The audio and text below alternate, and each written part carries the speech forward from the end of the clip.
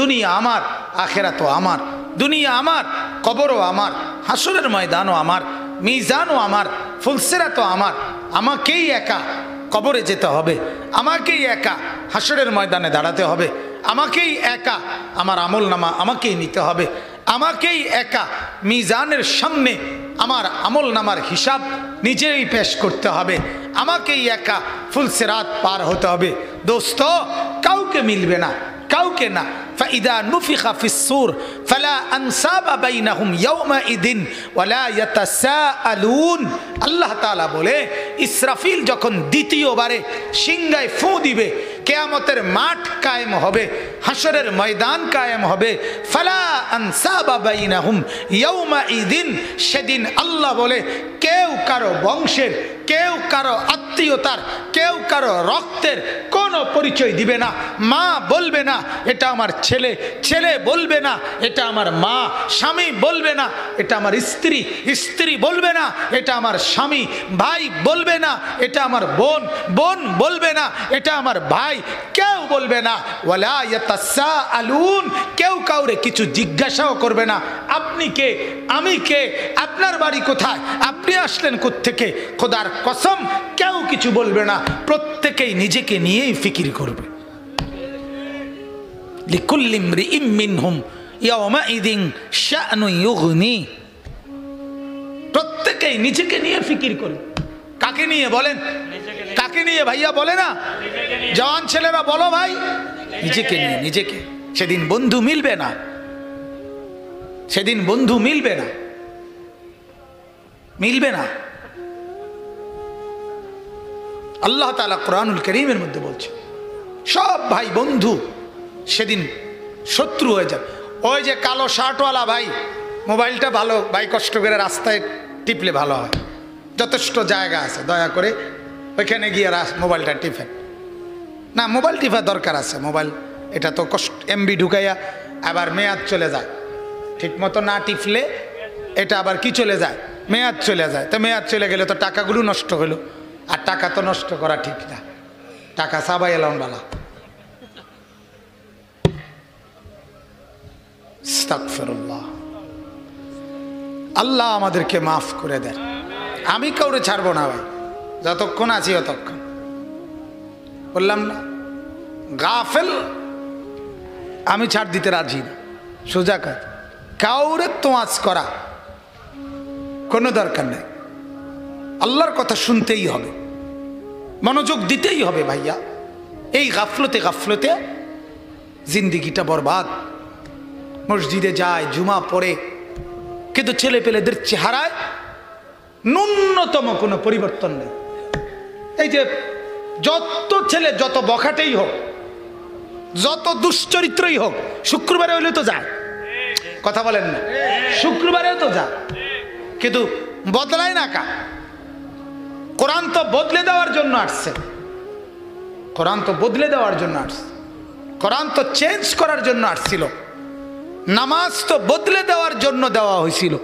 ইন্নাস সালাতা তানহা আনিল ফাহশাই ওয়াল মুনকার, নামাজ তো বদলে দেওয়ার কথা, কিন্তু শুধুই যথাযথ আগ্রহ, যথাযথ মনোযোগ, অথবা অশুদ্ধ কোরআন, অশুদ্ধ নামাজ, এর কারণে কোনো ফায়দা হয় না। আসিল তো 3 ঘন্টা পরীক্ষার হলে, দেখলাম কিতা লেখছেও কিন্তু রেজাল্ট আইছে ফেল, হয় না এমন? এই কারণ গাফেলের কোনো পরিবর্তন হয়। আমি এটা সবসময় বলি, সবসময়, প্রতিদিন। কোরআনে আল্লাহ বলছে, আল্লাহ তাআলা কোরআনে বলছেন যত লোক জাহান্নামী হবে, সমস্ত লোক জাহান্নামী, তাদের সর্বশেষ আল্লাহ বলেন কেন জাহান্নামী হলো, কাফের জাহান্নামী হলো কেন, একজন মুশরিক কেন জাহান্নামী হলো, একজন মুনাফিক কেন জাহান্নামী হলো। আল্লাহ তাআলা বলেন একজন বিদআতি কেন জাহান্নামী হলো, একজন কবিরা গুনাহগার কেন জাহান্নামী হলো। সমস্ত পাপী যে জাহান্নামী হয়েছে, আল্লাহ বলে সবার মূল কারণ উলাইকা হুমুল গাফিলুন, তারা ছিল গাফেল, গাফেল, গাফেল। জীবনটাকে খামখেয়ালি মনে করছে। আরে রাখ, কি এর আল্লাহর কথা, থোসাই নবীর কথা, হুজুররা এইসব আলাপ থইতেন। হুজুরা ভাত খাইতো ভাত পায় না, এনে বইয়া বইয়া আলাপ মারে হুজুররা। এই এই যে কইয়া মেলা মেরা ফেলাই দিছে এটারে, এই জন্য নাফরমান হাসরের দিন জাহান্নামী হবে। ইয়াউমা ইয়াআদ্দু যালিমু আলা ইয়াদাইহি, সেদিন কিয়ামতের দিন আল্লাহ বলে ইয়াআদ্দু যালিম, সেদিন নিজের আঙ্গুল দিয়ে, নিজের দাঁত দিয়ে নিজের আঙ্গুল এভাবে কামড়াবে আর আঙ্গুল ছিঁড়ে ফেলবে আর বলবে হায় কেন, ইয়া লাইতানি ইত্তাখাযতু মা'আর রাসূল সাবিলা, হায় যদি রাসূলের পথ ধরতাম। ইয়া ওয়াইলাতা লাইতানি লাম আত্তাখিজ ফুলানান খলিলা, হায় আফসোস আমার কপাল, যদি তাকে, ওই দুষ্টকে, ওই দুশ্চরিত্র, ওই নেশাখোর, ওই মদখোর, ওই জেনাখোর, ওই ব্যভিচারী, ওই নারীর সাথে ফুর্তিকারী ওই জানোয়ারকে যদি বন্ধু না বানাইতাম। কোরআনের আয়াত। আফসোস করবে, আফসোস, আফসোস করবে, হায় আফসোস, ইয়া ওয়াইলাতা লাইতানি লাম আত্তাখিজ ফুলানান খলিলা, যদি বন্ধু না বানাতাম। এবং এরপরের আয়াত আছে লাকাদ আদাল্লানি আনি যিকরি, নাকি বাদা ইদ জাআনি। নাফরমান বলবে আয় হায় হায় রে, আফসোস, আমার কাছে তো কোরআনের কথা আসছিল, আমার কাছে তো নবীর কথা শুনছিলাম, কিন্তু আমি আসার পরেও এই বন্ধু আদাল্লানি, ওই শয়তানে আমারে গুমরাহ করে দিছে। অসভ্য বন্ধু আমার বলছে রায় বেড়া থো বেড়া, ইতান হুজুর মুজুর বেড়া থো, মৌলবীর কথা দেখো না, মানুষের ভাই তাই একটা ভাত খায় বেড়া, আমরা না খাওয়াইলে ইতান হুজুরের ভাত মিলিনি। কথা বোঝে না?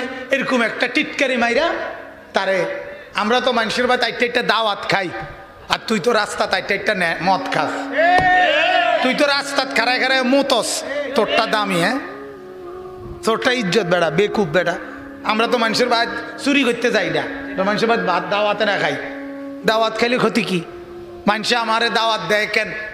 তুমি বলবা না, বল ভাই আমার মতো একটা ভদ্রলোক, আমি দেন না মুতি খারাইয়া, আমারে দাওয়াত দেন, দেয়নি তোমারে দেও না। কথা বলেন না ভাই, আমি এক ওয়াক্ত নামাজ পড়ি না, আমার একটা দাওয়াত দেন, দেয়নি আপনারে দেখেন না, বলেন নাউজুবিল্লাহ। অতএব বন্ধু আমার, নওজোয়ান সাথীরা, সবার কাছে অনুরোধ, আমি নিয়মিত এটা বলি ভাইয়া, বন্ধু নির্বাচনে সাবধান। বন্ধু বন্ধুকে বরবাদ করে দেয়, বন্ধু বন্ধুকে বরবাদ করে দেয়। কামারের দোকানদার নাকে মুখে ধোঁয়ার দুর্গন্ধ ঢুকায় দেয়, আর আতরের বিক্রেতা ঢুকলেই নাকে মুখে সুঘ্রাণ আতর দিয়ে সুঘ্রাণ করে দেয়। ঠিক নেককার তোমাকে আখিরাত আর পরকালের কথা মনে করায় দিবে, আর বদকার তোমাকে জিনা, ব্যভিচার, অসৎ কোনো মেয়ে, নারী, মদ, জুয়া, ফুর্তি, উলঙ্গ, অশ্লীলতা, এই সমস্ত শয়তানি বদমাইশি কোনো কথার কথা তোমারে মনে করায় দিবে, বরবাদ করে দিবে।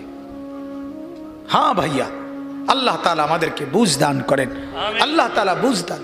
আল্লাহ তাআলা কোরআনে বলছেন ওয়ালা তাকরাবুজ জিনা ইন্নাহু কানা ফাহিশা ওয়া সাআ সাবিলা। আল্লাহ তাআলা বলে জিনার কাছেও যেও না, ব্যভিচারের কাছেও যেও না। অর্থাৎ যেই জিনিস ব্যভিচারের দিকে নিয়ে যায়, এক নারীর দিকে দেখলা, ছবি দেখলা, গান শুনলা, পিছনে পিছনে ঘুরলা, একদিন তোমাকে এই অপকর্ম, ঘৃণ্য অভ্যাস তোমাকে জিনা, ব্যভিচার, বেহায়াপনা, অশ্লীলতা, চূড়ান্ত অপকর্মের দিকে নিয়ে যাবে, খারাপের দিকে নিয়ে যাবে।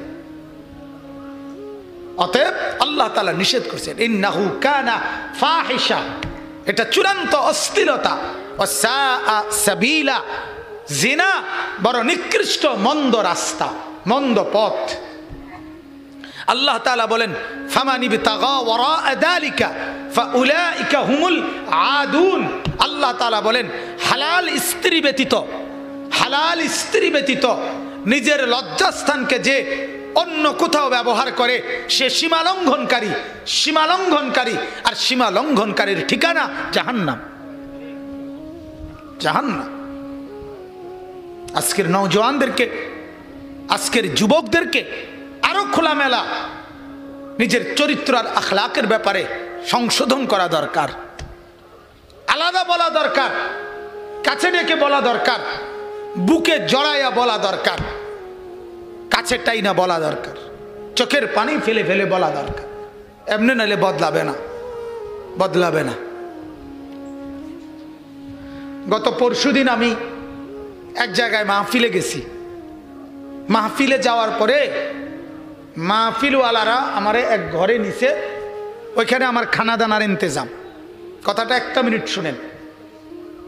তো একটা রুমে আমারে বসাইছে, তো একটা খাট, এটার মধ্যে আমি বসছি। আমার সাথে সাথে সাথে প্রায় 15-20 জন মানুষ ঢুকছে আমার লগে লগে।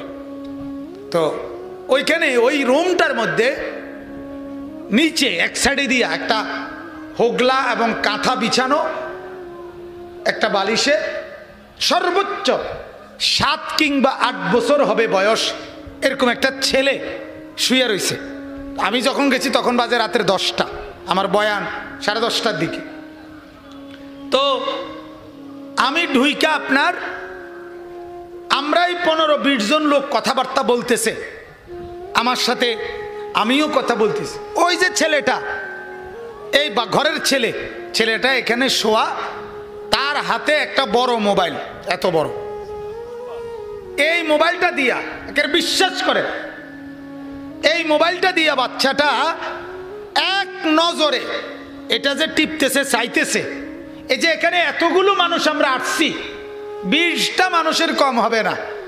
আমি আইছি, বইছি, কথাবার্তা বলতেছি, প্রায় 15-20 মিনিট হয়ে গেছে। এই ছেলেটা একটা সেকেন্ড কদর চোখটাও আলগি দিছে না যে মানুষ আইছে না কে আইছে। আপনি কল্পনা করেন, আপনি ভাবেন ছেলে পেলেদের হালাত কি। শেষ পর্যন্ত আমি বিরক্ত হইয়া একটা ধমক দিছি বাচ্চাটার, এই বেটা তুই এনতে ওঠ, যা বেটা এনতে ভিতরে যা। আর এই বড় মোবাইল কার, যারটা তারে দিয়ে দে। ধমকাইয়ে তারে উঠাই দিছি। মানে আমার আর অসহ্য লাগতেছে যে এতটুকু ছোট্ট বাচ্চা, আপনি অবাক করেন না। একটা বার এখানে এতগুলো মানুষ আমরা আসলাম, তার কোনো নজরও, মানে চোখটাও সরাইছে না সে কিন্তু। তাহলে আপনি বলেন আমাদের ছেলেদের হালাত কি। কোন 8 বছরের বাচ্চারে যদি মা বাবা বাচ্চার হাতে মোবাইলটা দিয়ে দেয়, বাহ, মা নিরাপদ। মূল হিসাব হইল মহিলা নিরাপদ। মহিলার হিসাব হইল বাচ্চার হাতে মোবাইল দিছি, এবার হাতে গান শুনুক, ছবি দেখুক, নাচ দেখুক, গেমস খেলুক, কার্টুন দেখুক, যেটা মনে করে এটা করুক, আমারে তো আর ডিস্টার্ব করে না, অতএব আমার আর কোনো সমস্যা নেই। তাহলে এভাবে কি জাতি টিকবে? কথা বলেন না। এভাবে সমাজ টিকবে? এভাবে আমাদের পরিবার টিকবে বলেন? এই জন্য এতটা কঠোর। এই জন্য বারবার বলি, প্রতিদিন বলি, সারাটা দিন বলি, ছেলেদেরকে ফিরান, মেয়েদেরকে ফিরান, নিজেদের বাচ্চাদের প্রতি নজর দেন। এটাই জন্য বলি। আল্লাহ তাআলা আমাদেরকে বুঝার তৌফিক দান করেন। চলেন কোরআনুল কারীমের 29 পারা, কোরআনুল কারীমের 68 নম্বর সূরা। সূরাটির নাম সূরায়ে কালাম। এই যে আমরা যে কলম দিয়ে লিখি, এই যে কলম, এই কলম, সূরাটার নাম 29 পারা, সূরায়ে কালাম, 68 নম্বর সূরা। এই সূরার 7টি আয়াত, ছোট ছোট আয়াত আমি আপনাদের সামনে তেলাওয়াত করেছি। ইনশাআল্লাহ আর অল্প কিছু টাইম মোহতারাম হযরত মাওলানা সাদিকুর রহমান আল আজহারি দামাত বারাকাতুহুমুল আলিয়া, উনি আসার পূর্ব পর্যন্ত আসতেছেন কাছাকাছি।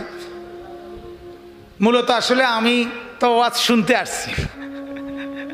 শামীম ভাইদের মাহফিল, সমাজ কল্যাণ পরিষদের নতুন কমিটি যখন আবার হয়েছে কয়দিন আগে, তখনও আমি কমিটির প্রথমেই ওনাদেরকে সামান্য কিছু নসিহতমূলক কথা বলার জন্যে মসজিদে একদিন আসছিলাম।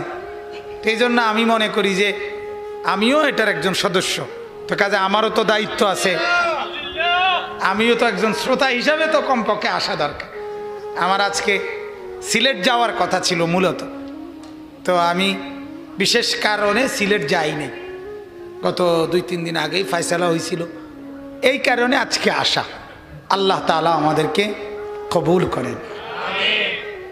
তো সূরা কলব এই সূরাটার নাম, এই সূরার 7টি আয়াত আমি আপনাদের সামনে তেলাওয়াত করেছি গত 20-25 দিন যাবত। রবিউল আউয়াল মাস আজকে খুব সম্ভব 25 গেছে, 26 রবিউল আউয়াল আজকে শুরু হয়েছে। তো গত এই 20-25 দিন লাগাতার আল্লাহ পাকের দয়ায় আল্লাহ তাআলা যতটুকুই কথা বলার সুযোগ দিছেন, আমার একটা ফিকির ছিল আমাদের প্রিয় নবী সাল্লাল্লাহু আলাইহি ওয়াসাল্লামের জীবনের উপরে। কোরআনুল কারীমের বিভিন্ন জায়গা থেকে অল্প অল্প কিছু কথা আল্লাহর কোরআন থেকে নবীজির উপরে, নবীজির ব্যাপারে আল্লাহ তাআলা যা উল্লেখ করছেন তা আল্লাহর বান্দাদের সামনে পেশ করা। এই মেহনত আল্লাহ তাআলার দয়ায় এই রবিউল আউয়াল মাসের শুরুর থেকেই আমি ব্যক্তিগতভাবে চেষ্টা করতেছি। আমার একটা ফিকির, ঝগড়াঝাটি, ধাক্কাধাক্কি, ঠেলাঠেলি না, বরং আল্লাহর কোরআন থেকে আল্লাহ নবী সাল্লাল্লাহু আলাইহি ওয়াসাল্লামের আলোচনা, শান, মান, ইজ্জত, আজমত, নবীজির মর্যাদা কোরআন থেকেই ব্যাপকভাবে আলোচনা হোক। কোরআনে অজস্র আলোচনা, আর কোরআনকে বলতে গেলেই, কোরআনের আলোকে বলতে গেলেই আপনাকে হাদিস বলতে হবে, আর হাদিস বলতে গেলেই সাহাবায়ে কেরামের কওলও বলতে হবে। এটা একটা আরেকটার সাথে অঙ্গাঙ্গিভাবে জড়িত। কোরআনের আলোচনা মানেই সাথে হাদিসের কথা, সাথে সাহাবায়ে কেরামের কথা, ঠিক কিনা বলেন? এই যে এখন আপনাদেরকে কোরআন থেকেও বুঝাইছি, নবীজির হাদিস থেকেও দলিল দিছি, আবার সাহাবীদের ঘটনাও বলছি কিনা বলেন? ওই যে সামনে আগানোর জন্য গুরুত্ব দিতে গিয়া আমলের, তাহলে এটাই নিয়ম, সবচেয়ে উত্তম। এজন্য আল্লাহ নবী সাল্লাল্লাহু আলাইহি ওয়াসাল্লামের আলোচনা কোরআনুল কারীম থেকে ব্যাপকভাবে করা উচিত।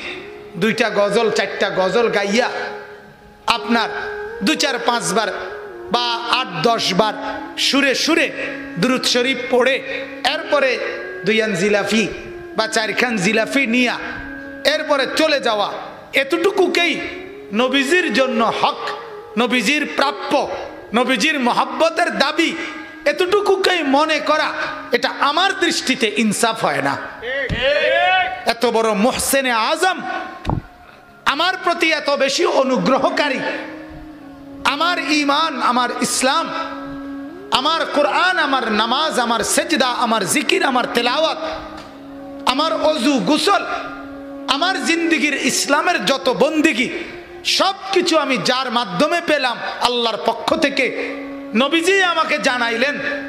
তিনি না বললে, তিনি না আসলে, তিনি না জানাইলে আমি শুনতাম না, জানতাম না, বুঝতাম না। আজকে আমি আখিরাতের সহি ধারণা পেতাম না। একমাত্র মুসলমান ছাড়া পৃথিবীর কোন জাতির কাছে পরকালের ব্যাপারে নিখুঁত কোনো তথ্য নাই। সুবহানাল্লাহ, বলেন আলহামদুলিল্লাহ। জানেন এটা? হিন্দু ধর্মে তাদের কাছে মৃত্যু পরবর্তী কি হয় এই নিয়ে নিখুঁত সহি সঠিক কোনো ধারণা নাই। হিন্দুদের একমত একটা ধারণা হলো, একজন মানুষ হিন্দু ধর্মের মৃত্যুবরণ করলে কিছুদিন পরে আবার পুনরায় জন্ম হয়, পুনর্জন্ম, জন্মান্তরবাদ। এটা আপনার অর্থাৎ প্রথম জীবনে যদি পুণ্য কর্ম করে, ভালো কাজ করে, পরের জন্মে ভালো মানুষের আকৃতি দিয়ে আবার জন্ম নেয়। আর যদি প্রথম জীবনে চুরি বাট্টারি করে, পরের জীবনে ইন্দুর, বিড়াল, হ্যাঁ, শুকর কুকর বা এই জাতীয় জিনিস হইয়া পরে জন্ম নেয়, পিঁপড়া মশা মাছি এগুলো। হ্যাঁ মিয়া, এটা এদের বিশ্বাস। জন্মান্তর, পুনর্জন্ম, আবার হয় মানুষ, এইভাবে বলে ঘুরতে থাকে, অয়ার মরে অয়ার মরে সংবং নারী একটা কন আর কথা বুঝছেন কিনা? এই হলো। তাইলে আখেরাত আর পরকাল নিয়ে সঠিক কোনো ধারণা তাদের কাছে নাই। ইয়াহুদি যারা ইয়াহুদি তাদের কাছে নাই। ইয়াহুদিদের কথা হলো মৃত্যুর পরে আমরা হাসরের ময়দানে সর্বোচ্চ যদি আমাদের কারো শাস্তি হয় তাহলে 40 দিন হবে। 40 দিনের বেশি কোনো ইয়াহুদির শাস্তি হবে না, এরপরে জান্নাত। বাহ, হাতের মামুর বাড়ি। কথা বুঝছেন না? এই হলো হাল। লান তামাসসানান নারু ইল্লা আইয়ামাম মাদুদা। আবার তাদের ইহুদি এবং খ্রিস্টানদের আকীদা যে জান্নাতে কেবল যাবে হয় ইহুদিরা অথবা খ্রিস্টানরা, আর কেউ জান্নাতে যাবে না। এটা হেরার গদ্দুয়ার। কথা বুঝছেন? হ্যাঁ, কোরআনের আয়াত। আল্লাহ তাআলা বলেন ওয়াকালু লান ইয়াদখুলাল জান্নাতা ইল্লা মান কানা হুদান আও নাসারা। আল্লাহ বলে, ইহুদিরা বলে, খ্রিস্টানরা বলে জান্নাতে কেউ যাবে না, যাবে শুধু ইহুদি এবং খ্রিস্টান। নাউজুবিল্লাহ। আমরা সব মায়ের মানে আমরা বাদ গেছি, তাই নেরা ব্যস্ত যাইব। বুঝছেন কথাটা? তানেরা সারা পৃথিবী সমস্ত ইহুদি খ্রিস্টান সবাই মিলে গোটা ইউরোপে তাদের নারীদেরকে সম্পূর্ণ উলঙ্গ, অর্ধ উলঙ্গ করে রাস্তায় ছেড়ে দিছে। এর বিনিময়ে ওনারা বেহেশতে যাইব, আর রঙের আলাপের জায়গা নাই, পাগলামির আর জায়গা নাই। পৃথিবীতে অশ্লীলতার বেহায়াপনার তুফান ছুটায় দিছে। নাউজুবিল্লাহ, নাউজুবিল্লাহ। সেখান থেকে দেখে দেখে আমার দেশের বর্তমান আধুনিক মনা মেয়েরা নারী স্বাধীনতার স্লোগান দিয়ে নিজেদের পোশাক নিয়ে কথা বলে। বাংলাদেশের মাটিতে দাঁড়াইয়া বলে যে একটা মেয়ে সে এতটুকু পোশাক পরুক আর এতটুকু পরুক, এতে অন্যের অসুবিধা কি? আস্তাগফিরুল্লাহ। বাংলাদেশের মেয়ে বলছে। কি পরিমাণ নির্লজ্জ হইলে, কি পরিমাণ বেহায়া হইলে একজন মেয়ে এটা বলতে পারে? সরাসরি বলছে মিডিয়ার সামনে যে একজন মেয়ে এতটুকু কাপড় পরুক আর এতটুকু পরুক, অসুবিধা কি? আস্তাগফিরুল্লাহ। আল্লাহ তাআলা আমাদের মা আমাদের বোনদেরকে হেদায়েত দান করেন। আল্লাহ তাআলা আমাদের মা আর বোনদেরকে আখিরাতের ফিকির দান করেন। আহা, কোন জাতির বোনেরা, কোন জাতির মেয়েরা এরা যদি নষ্ট হয়ে যায়, এরা যদি বেপর্দা হয়ে যায়, এরা যদি বেহায়া হয়ে যায়, তো পুরা সমাজটা লন্ডভন্ড হয়ে যায়। সব শেষ, সব শেষ, সব শেষ।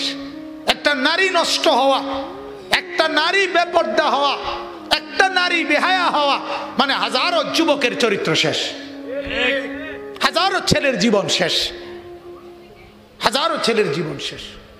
অতএব এটাই বলতে চাচ্ছিলাম আমি পরকালের ব্যাপারে, আখিরাতের ব্যাপারে এর চাইতে উত্তম ধারণা কবর, হাসর, মিজান, ফুলসিরাত, জান্নাত, জাহান্নাম, আমলনামা, নেয়ামত, শান্তি, জাহান্নামের শাস্তি, এগুলো সম্পর্কে বিস্তারিত বর্ণনা, স্পষ্ট ধারণা আমাদের নবীর চাইতে উত্তম আর কেউ দেয় নাই।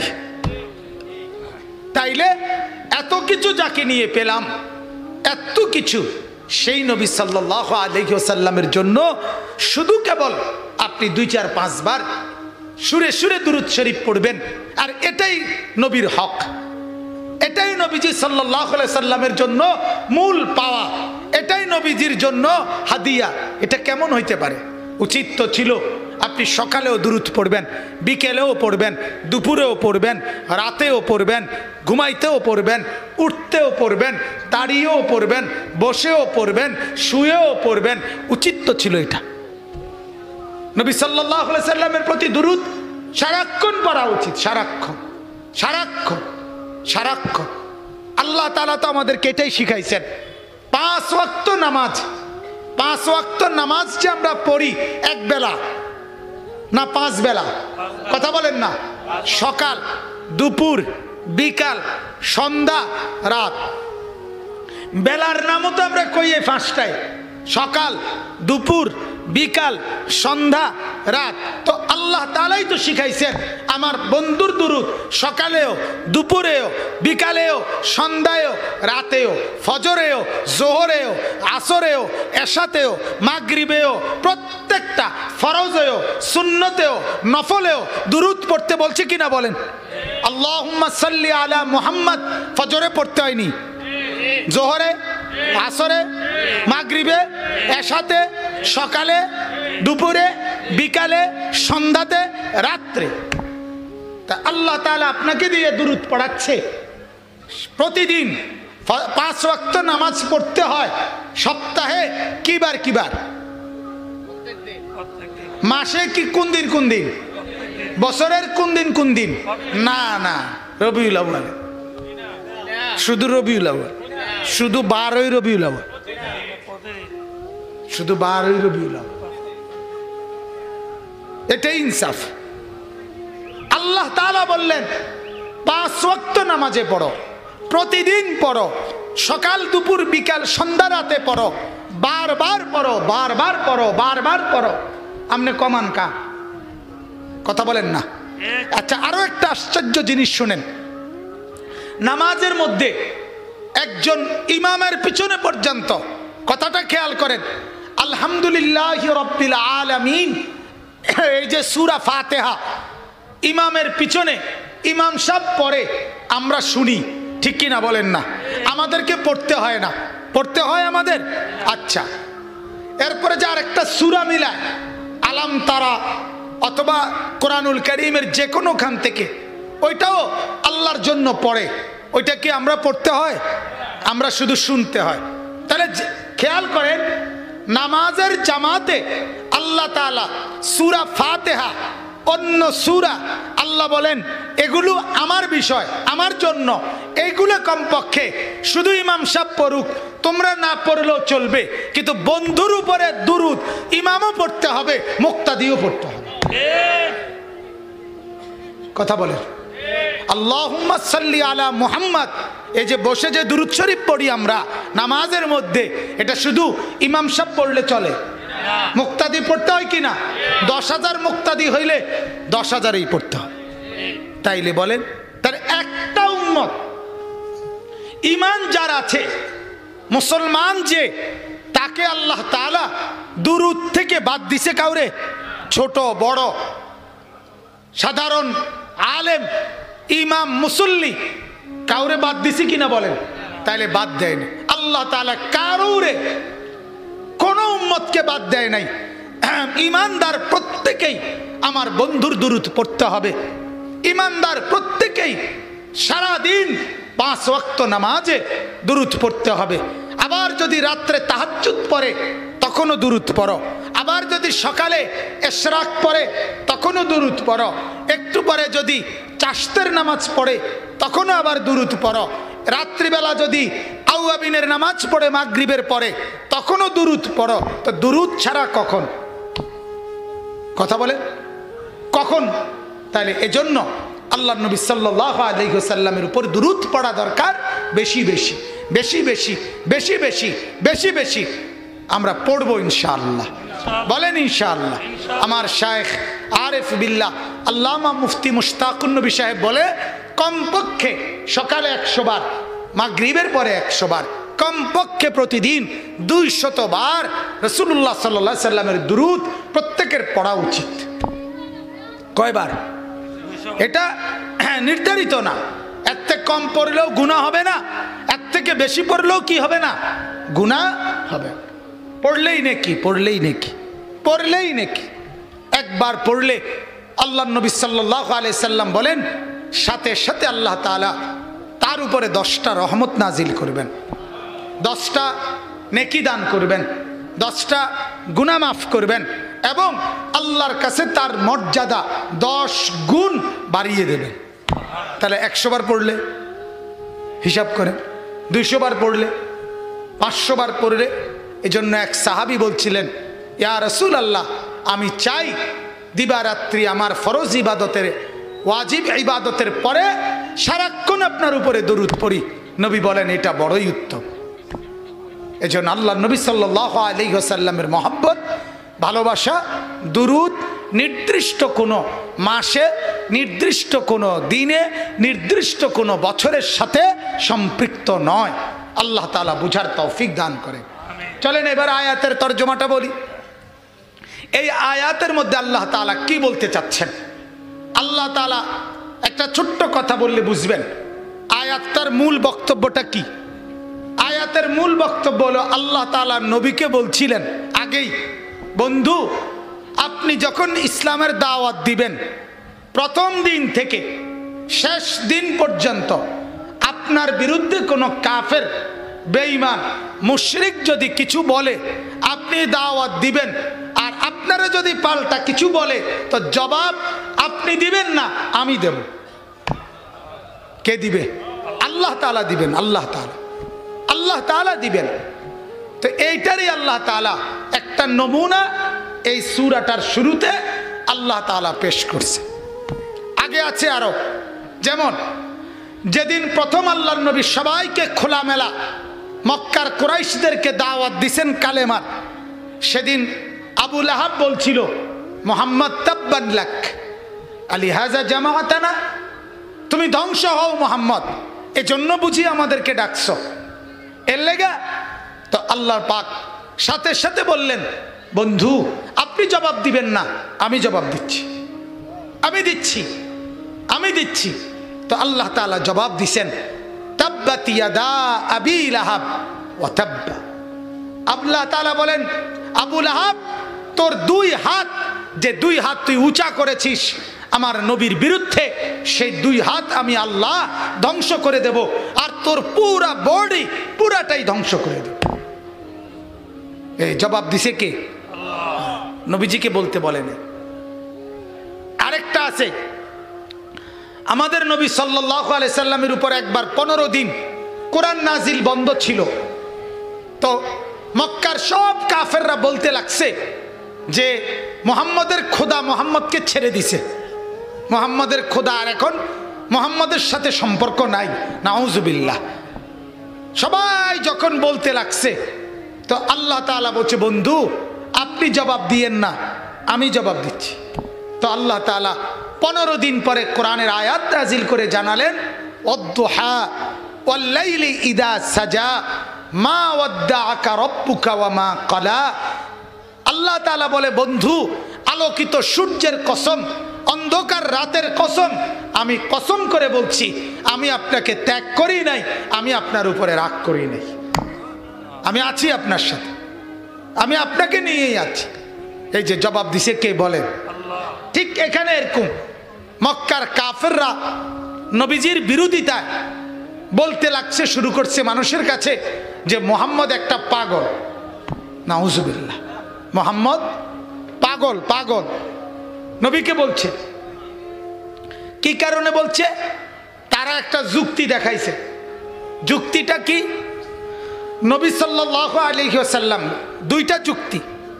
নবীজি যখন কোরআন নাজিল হতো, তখন হযরতে জিবরাইল যখন নবীজির উপরে কোরআন নাজিল করতেন, তখন নবীজি একদম সবার থেকে আলাদা হয়ে যেতেন, চেহারা একদম লাল হয়ে পুরা শরীর থেকে দরদর করে ঘাম ঝরতো, দেখলেই মনে হইতো নবীকে তখন অন্যরকম।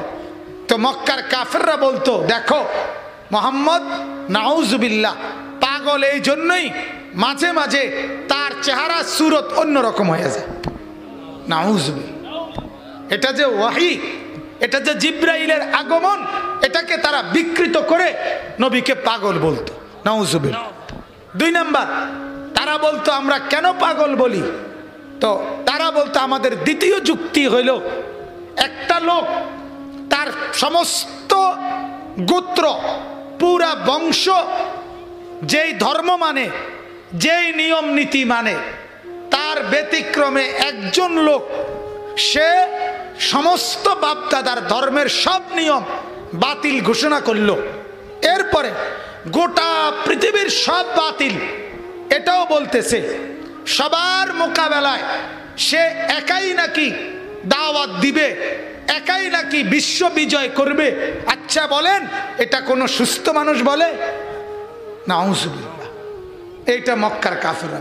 অর্থাৎ নবীজি সাল্লাল্লাহু আলাইহি সাল্লাম যখন ইসলামের দাওয়াত শুরু করছেন তখন নবীজির সাথে প্রথম লোক ছিল হাজার হাজার, কথা বলেন না, না লোক ছিল একাই তিনি।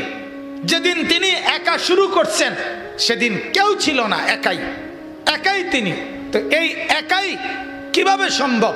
মক্কার কাফেররা বুঝতেছিল না যে আপনি কিভাবে করবা তুমি মুহাম্মদ, এজন্য তাকে পাগল বলতে লাগছে। নাউজুবিল্লাহ। এবার আল্লাহ তাআলা জবাব দিতেছে এই আয়াতে।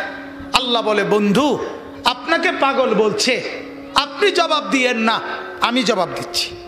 আল্লাহ তাআলা বলেন, নুন ওয়াল কালামি ওয়া মা ইয়াসতুরুন, এটাও কসম। এই নুন একটা অক্ষর, আলিফ বা তা সার মধ্যে একটা অক্ষর আছে কিনা? নুন।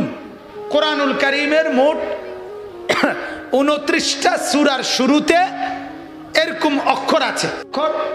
কোথাও 2 অক্ষর, কোথাও 3 অক্ষর, কোথাও 4 অক্ষর, কোথাও 5 অক্ষরও আছে, বুঝছেন? এ যেমন নুন, কফ, আবার 2 অক্ষর যেমন ইয়াসিন, এরপরে 3 অক্ষর যেমন আলিফ লাম মিম, এরপরে 4 অক্ষর হামিম, না না হ্যাঁ আলিফ লাম মিম সদ, এই 4 অক্ষর। এরপরে 5 অক্ষর হামিম আইন সিন কফ।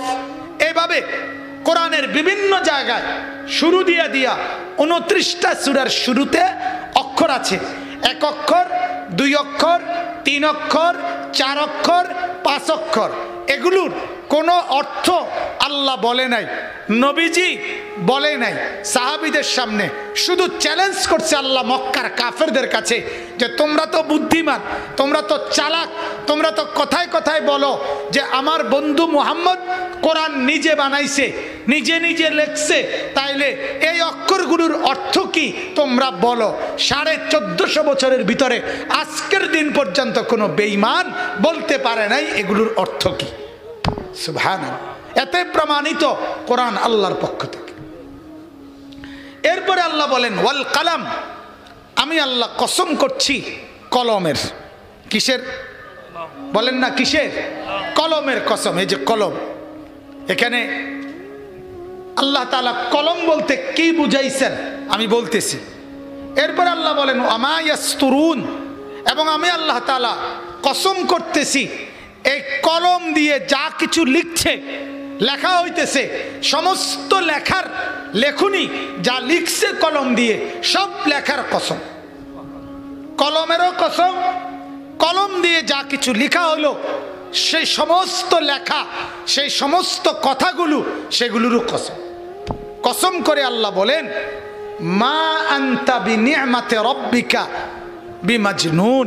বন্ধু কসম করে বলছি, আমি আল্লাহর নিয়ামত পেয়ে আপনি নিয়ামতে ধন্য, আপনি পাগল নন। বিমাজনুন, আপনি পাগল না, বরং আপনি আমার নিয়ামতে নিয়ামতে ধন্য, আপনি আমার নিয়ামতে পূর্ণ। আমি আল্লাহ সবচেয়ে বেশি নিয়ামত আপনাকে দিয়েছি। ওয়ালাল আখিরাতু খায়রুল লাকা মিনাল উলা, দুনিয়াতেও দিছি, আখিরাতে আরো দেব। আল্লাহ বলেন ওয়ালা সাউফা ইউতিকা রাব্বুকা ফাতারদা, আপনাকে আমি এই পর্যন্ত দেব যেই পর্যন্ত দিলে আপনি নিজেই খুশি হয়ে যাবেন, এত বেশি। ইন্না আতাইনা কাল কাউসার, আপনাকে আমি দিয়েছি অনেক কল্যাণ, এমনকি হাউজে কাউসার। আল্লাহ বলেন এভাবে অনেক দিছি, আপনি আমার নিয়ামত প্রাপ্ত, আপনি পাগল হবেন কেন? নাউজুবিল্লাহ। ওয়া ইন্না লাকা লা আজরান গায়রা মামনুন, আল্লাহ তাআলা বলেন এই যে মেহনত, এই যে কষ্ট, দিবারাত্রি চেষ্টা, ওয়াজ, নসিহত, দাওয়াত, তাবলীগ, তাজকিয়া, তালিম, যুদ্ধ, জিহাদ, জুলুম অত্যাচার সহ্য করা, কাফেরদের নির্যাতন সহ্য করা, এই যা কিছু আপনি করছেন এর বিনিময়ে আমি আল্লাহ হিসাব ছাড়া আপনাকে বিনিময় দান করব। আপনি দেখবেন আল্লাহ তাআলা বলছেন। এরপর আল্লাহ তাআলা বলেন ওয়া ইন্নাকা লাআলা খুলুকিন আযীম, আপনার কোনো দোষ নাই, আপনার কোনো ত্রুটি নাই, আপনার কোনো পাপ নাই, আপনার কোনো কলঙ্ক নাই, আপনার কোনো কিছু নাই, বরং আপনি হচ্ছেন আপাদ মস্তক, মাথার চুল থেকে পায়ের নখ পর্যন্ত পুরা 63 বছরে সর্বশ্রেষ্ঠ, সর্ব উন্নত চরিত্রের অধিকারী আপনি বন্ধু। যেই কোনো দৃষ্টিতে কথা, বার্তা, আচরণ, উচ্চারণ, আবেগ, অনুভূতি, হাঁটা, চলা, খাওয়া, ঘুমানো, আহার, নিদ্রা, হাসি, কান্না, আনন্দ, বেদনা, বা ঘর, বাহির, বাজার, সমাজ, এলাকা, পরিবার, সর্বক্ষেত্রে সর্ব জায়গায় আপনার চলা, আপনার হাঁটা, আপনার উঠা, আপনার বসা, আপনার কথা, আপনার আচরণ, আপনার লেনদেন, আপনার উচ্চারণ, আপনার নড়াচড়া, আপনার হাসি, আপনার কান্না, আল্লাহ বলে সব কিছু সর্বশ্রেষ্ঠ, সবচেয়ে উন্নত। আপনি হাসলেও সেরা, আপনি কাঁদলেও সেরা, আপনি কথা বললেও সেরা, আপনি চুপ থাকলেও সেরা, আপনি উপরে উঠলেও সেরা, আপনি নিচে নামলেও সেরা, আপনি ঘুমাইলেও চমৎকার, আপনি সজাগ থাকলেও চমৎকার, আপনি একাকী থাকলেও চমৎকার, আপনি সবার মাঝে থাকলেও চমৎকার, আপনি কথা বললেও চমৎকার, আপনি চুপ থাকলেও চমৎকার, আপনার চেহারাও সুন্দর, আপনার নাকও সুন্দর, চোখও সুন্দর, হাতও সুন্দর, কথাও সুন্দর, আচরণও সুন্দর, ব্যবহারও সুন্দর, সব সুন্দর, সব শ্রেষ্ঠ। ওয়া ইন্নাকা লাআলা খুলুকিন আযীম, আপনি সুউচ্চ, সুমহান চরিত্রের অধিকারী, সর্বশ্রেষ্ঠ। এরপরে আল্লাহ তাআলা বলেন, আমি পিছনের কথার আরেকটু ব্যাখ্যা পরে করছি, আগে শুধু তর্জমা বলছি। আল্লাহ তাআলা বলেন ফাসাতুবসিরু ওয়া ইউবসিরুন, আল্লাহ তাআলা বলেন শোনেন, আপনাকে তো আমি বললাম আপনি পাগল না, আপনাকে আমি হিসাব ছাড়া বিনিময় দেব, আপনার চরিত্র সর্ববিষয়ে সর্বশ্রেষ্ঠ। এরপরে আল্লাহ বলেন তো যা তারা বলে, যা আমি বললাম, কাফেররাও তো আপনার বিরুদ্ধে বলে, আর আমি আল্লাহ আপনার পক্ষে বললাম, তো ফাসাতুবসিরু ওয়া ইউবসিরুন, আপনিও দেখবেন তারাও দেখব। খেলাটা কি হয়, এই কয়টা দিন বলতে থাকেন, এই কিছুদিনের মধ্যেই দেখবেন মক্কা বিজয় হইয়া আপনার কদমের নিচে, কিছুদিনের মধ্যেই দেখবেন মদিনা আপনার অনুগত, কিছুদিনের মধ্যেই দেখবেন সারা জগৎ আপনার দিন পৌঁছে গেছে, রোম বিজয় হইছে, পারস্য বিজয় হইছে, দলে দলে মানুষ কালেমা গ্রহণ করে আপনার দলভুক্ত হয়েছে। তখন বুঝবে তারা, আপনিও দেখবেন, তারাও দেখবে, বিআইয়িকুমুল মাফতুন, কারা আসলে পাগল, পাগল কে, তখন আপনিও দেখবেন তারাও দেখবে। বিআইয়িকুমুল মাফতুন, মুসিবতে পড়ছে কে, ফিতনাতে পড়ছে কে, ধোঁকা খাইছে কে, পাগল হইছে কে, এটা তারাও দেখবে, আপনিও দেখবেন। এরপরে আল্লাহ বলেন, শেষ আয়াত, আল্লাহ তাআলা বলেন ইন্না রাব্বাকা হুয়া আ'লামু বিমান দাল্লা আন সাবিলিহি ওয়া হুয়া আ'লামু বিল মুহতাদিন। আল্লাহ তাআলা বলে, বন্ধু আপনি ঘাবড়াবেন না, আপনি মন খারাপ করবেন না, বরং আমি আল্লাহই জানি কে গোমরা আর কে হেদায়েতওয়ালা, পথভ্রষ্ট কে আর পথ প্রাপ্ত কে আমি জানি, আমি ফয়সালা করব। আপনি আপনার দাওয়াত, আপনি আপনার মিশন, আপনি আপনার মেহনত, আপনি আপনার প্রচারণা এটা করতে থাকেন, করতে থাকেন। এই 7 আয়াতের তর্জমা বলা শেষ।